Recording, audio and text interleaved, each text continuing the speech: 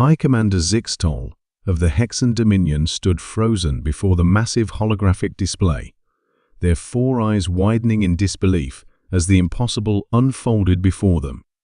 The pride of their fleet, 12 state-of-the-art warships, was being systematically dismantled by a single vessel of obviously primitive design.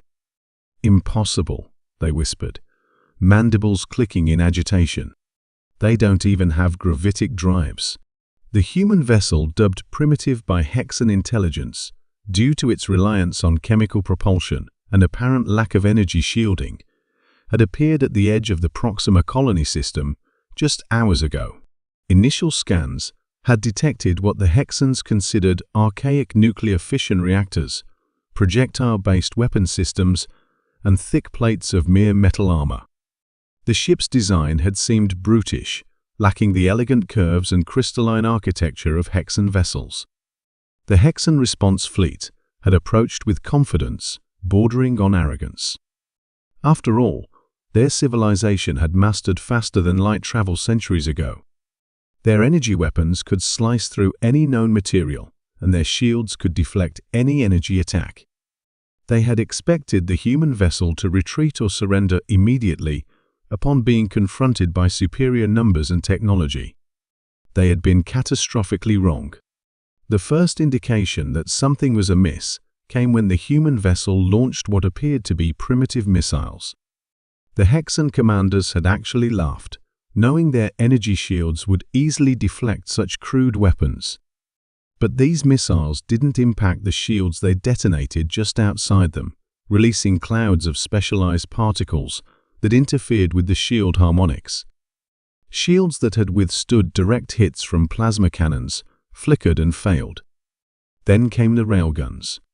The human vessel's sides had opened like the petals of a deadly flower, revealing rows of electromagnetic accelerators. These weapons hurled projectiles at velocities that approached a significant fraction of light speed. Without shields, the Hexen ship's armor proved worthless against such kinetic energy. The first salvo reduced 3 Hexen cruisers to expanding clouds of debris. "High Commander," a junior officer's voice cracked with panic. "They're using our own tactics against us. The debris from our destroyed ships, they're deliberately maneuvering so we have to fly through it." Zixtol watched in horrified fascination as the human vessel demonstrated a mastery of three-dimensional space combat that bordered on artistic. It used the debris field from the destroyed Hexen ships as both cover and weapon, forcing the remaining Hexen vessels to either risk catastrophic damage from collision with debris or move into predetermined killing zones where the railguns waited. Their targeting systems, another officer reported, mandibles trembling. They're not using standard predictive algorithms. They're somehow anticipating our evasive patterns in real time. The truth dawned on Zixtol with shocking clarity. The humans weren't using AI for targeting. They had actual living beings operating their weapons. The biological uncertainty principle that made organic gunners inferior to AI in every other known species somehow worked in humanity's favor. Their gunners' intuitive understanding of space combat, combined with their natural unpredictability, made their attacks impossible for Hexen combat computers to reliably counter. The battle, if it could even be called that, lasted less than 30 minutes. When it was over, 11 of the 12 Hexen ships had been destroyed. The sole survivor, Zixtol's command vessel, remained intact only because the human ship had deliberately spared it. A communication request flickered on the main display. With trembling appendages, Zixtol accepted it. The human commander who appeared on screen looked deceptively ordinary. 2 eyes, bilateral symmetry, soft tissues, exposed to the environment by all physical measures. They should have been inferior to the Hexens. Yet there was something in those eyes that made Zixtol's exoskeleton tingle with primal fear.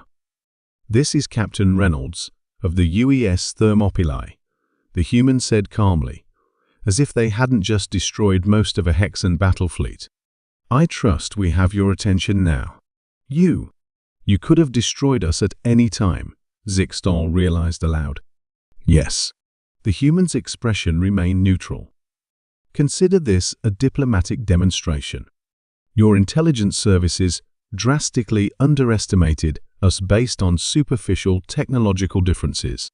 That was your first mistake.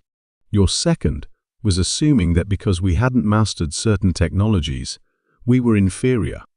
We haven't developed energy shields or gravitic drives because we found better solutions for our needs. The human leaned forward slightly.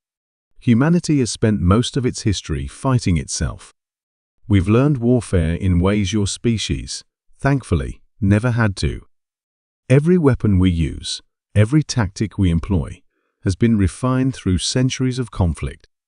We don't want war with the Hexan Dominion, but if you force one upon us, understand that what you witnessed today was a simple demonstration using a single outdated battleship.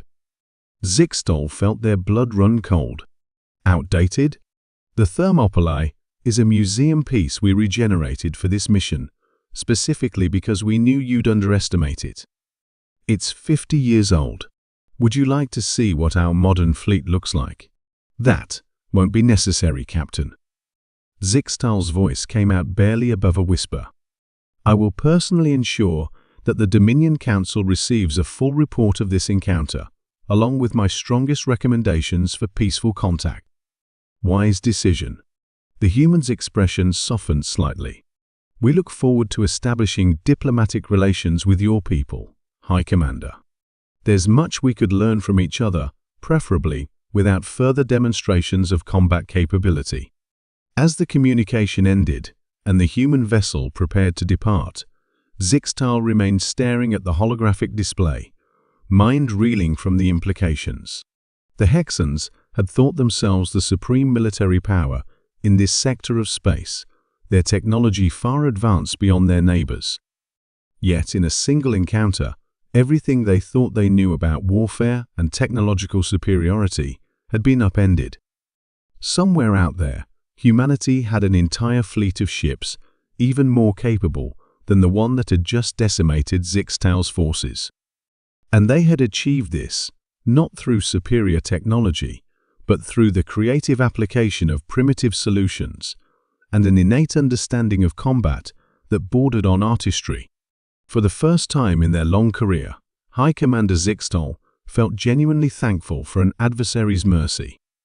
Because they now understood with perfect clarity, if humanity had wanted war instead of diplomacy, the Hexan Dominion would have never seen them coming.